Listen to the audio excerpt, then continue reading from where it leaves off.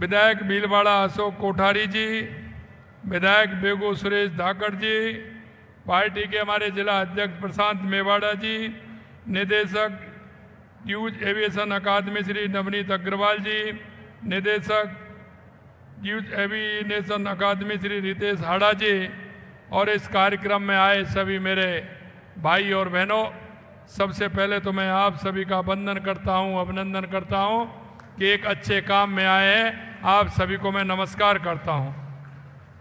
भाई और बहनों, आज हमीरगढ़ की भूमि पर स्थापित हो रही एविएशन एकेडमी एक मील का पत्थर है। यह वस्त्र नगरी है। भीलवाड़ा को आधुनिक पहचान जिस तरह से दी है, और इसी तरह से चित्तौड़ में भी औद्योगिक की बहुत बड़ी इकाइयां हैं।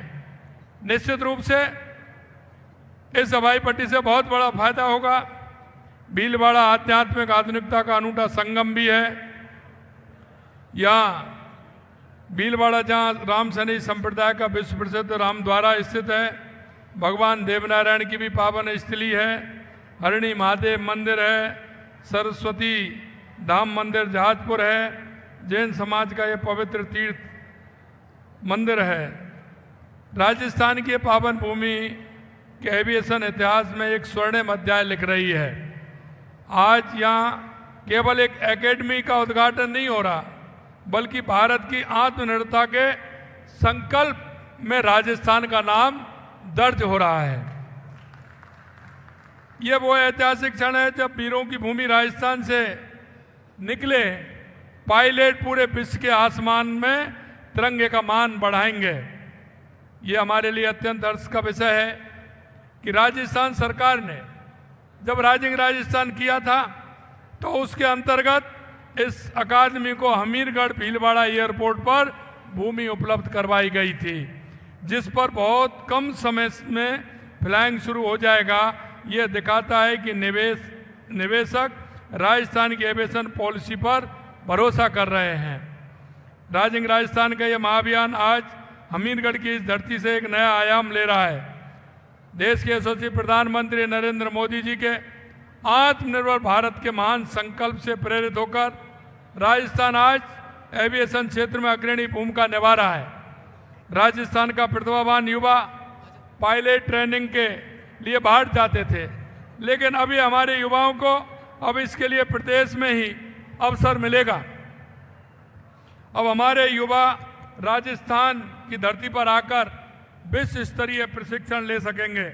ये तो है आत्मनिर्भरता का सच्चा अर्थ है।